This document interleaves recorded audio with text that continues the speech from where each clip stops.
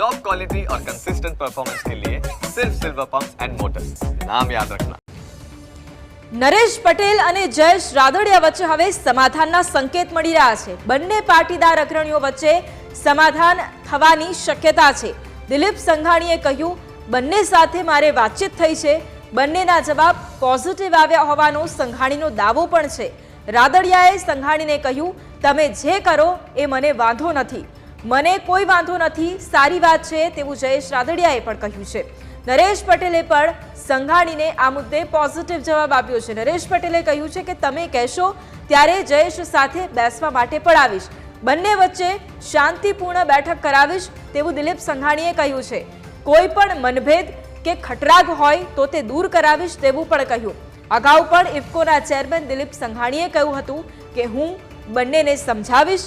જો પાટીદાર સમાજના બે દિગ્ગજો જયેશ રાદડિયા અને નરેશ પટેલ વચ્ચે છેલ્લા કેટલાક સમયથી ખટરાગ ચાલી રહ્યો છે તો તે દૂર થઈ શકે અને સમાધાન થશે તેવી પૂરેપૂરી શક્યતા છે।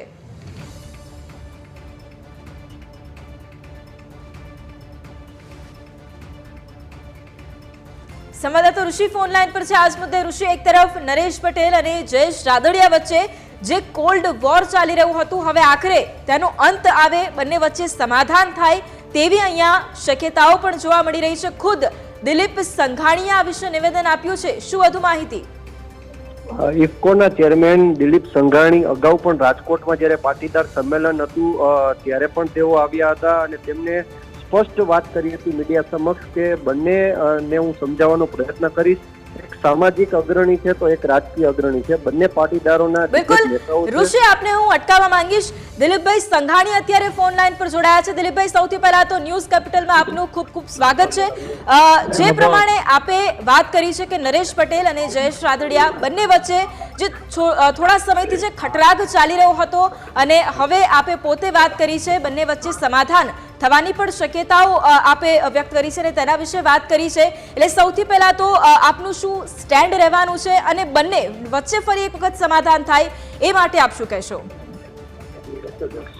પેલા તો મારા સ્ટેન્ડનો કોઈ ચોખવટ કરવાની જરૂર નહીં, કારણ કે પહેલે દિવસે મેં કીધેલું કે મારું સ્ટેન્ડ સામાજિક પ્રશ્નોને ધ્યાનમાં લઈને બંને વચ્ચે મનમેળ થાય, સમાધાન થાય સામાજિક રીતે, એ સમાજ માટે, સહકારી અને રાજકીય ક્ષેત્ર માટે જે રીતે એકતાથી જ રાષ્ટ્ર મજબૂત બને, દરેક સમાજ પોતપોતાના સમાજમાં એકતા દ્વારા પોતાના ક્ષેત્રના બાળકોને અભ્યાસ માટે કોઈ તકલીફ ન પડે અને સમાજ એની જવાબદારી ઉપાડી લે। વૃદ્ધો માટે દવા દારૂની જરૂર પડી હોય તો એની જવાબદારી સમાજ ઉપાડી લે તો પણ એક રાષ્ટ્રીય સેવા છે। આવી સેવાઓ સમાજના માધ્યમથી થાય તો આ બંને આગેવાનો પોતપોતાના ક્ષેત્રમાં ખૂબ મજબૂતાઈથી સફળતાપૂર્વક કામ કર્યા છે, ત્યારે આ બંને વચ્ચે સમાધાન થાય એ મારો રોલ રે એવી મેં શરૂઆતમાં વાત કરેલી। બંને જોડે જે દિવસે સંમેલન રાજકોટ હતું ત્યારે નરેશભાઈ જોડે, ત્યાર પછી જયેશભાઈ જોડે મેં વાત કરી છે, બંને પોઝિટિવ છે।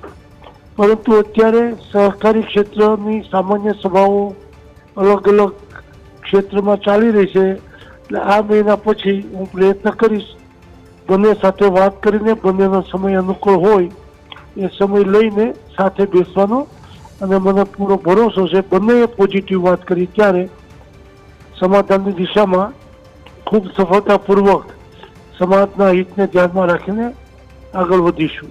જી બિલકુલ દિલીપભાઈ, અમારી સાથે આપ જોડાયા, આપનો ધન્યવાદ। તો જે પ્રમાણે ઇફકોના ચેરમેન દિલીપભાઈ સંઘાણી આપણી સાથે ફોન લાઈન પર જોડાયા હતા અને તેમણે અહીંયા વાત કરી છે નરેશ પટેલ અને જયેશ રાદડિયા વચ્ચે જે સમાધાન વિશે તેમણે વાત કરી છે।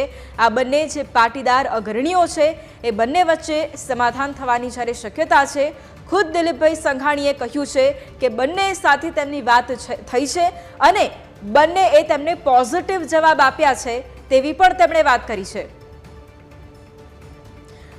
સંવાદદાતા ઋષિ અમારી સાથે આ જ મુદ્દે ફોન લાઈન પર છે. ઋષિ, એક તરફ દિલીપભાઈ સંઘાણી આપણી સાથે ફોન લાઈન પર અત્યારે જોડાયા હતા અને તેમણે અહીંયા એ સ્પષ્ટપણે વાત કરી છે કે તેઓએ બંને નેતાઓ સાથે વાત કરી છે, બંને અગ્રણીઓ સાથે વાત કરી છે અને આ બંને અગ્રણી ખૂબ પોઝિટિવ છે.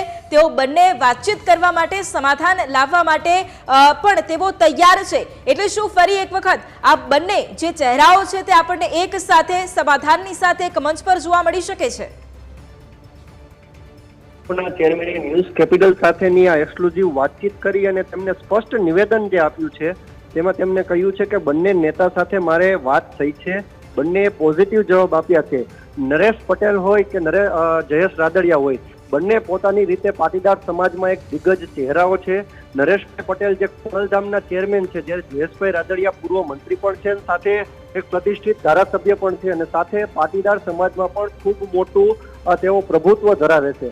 હાલ અત્યારે આ બંને આગેવાનો છે તેમના વચ્ચે ઘણા સમયથી કોલ્ડ વોર શરૂ હતો અને ખાસ આ કોલ્ડ વોર ચરમસીમાએ પહોંચ્યો હતો ઇફકોની ચૂંટણીમાં જયેશ રાદડિયા વિરુદ્ધ મતદાન માટે જ્યારે ખોડલધામના એક ટ્રસ્ટીનો ઓડિયો વાયરલ થયો ત્યારે સ્પષ્ટપણે આ વોર સામે આવ્યો હતો.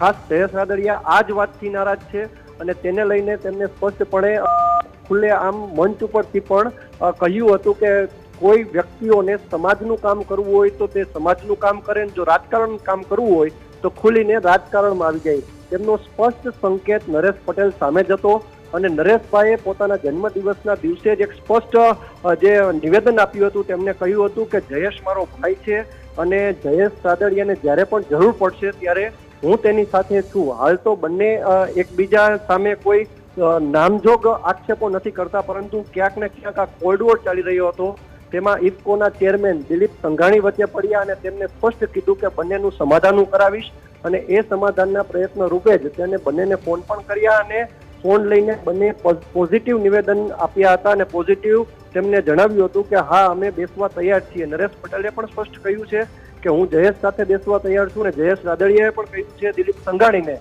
કે આપ કહો તેમ હું પણ કરવા તૈયાર છું. દિલીપ સંઘાણી હાલ પ્રવાસમાં છે અને પ્રવાસ બાદ બંનેનો સમય લઈને એકબીજાને જે કઈ ખટરાક છે તે દૂર કરશે, કારણ કે આ બંને પાટીદારોના દિગ્ગજ ચહેરાઓ છે જેની જે કોલ્ડ વોરને કારણે સમાજના યુવાનો ઉપર પણ ખૂબ મોટી અસર જોવા મળી રહી હતી, પરંતુ ટૂંક જ સમયમાં આ બંને દિગ્ગજો વચ્ચે સમાધાન થશે તે વાત સ્પષ્ટ છે.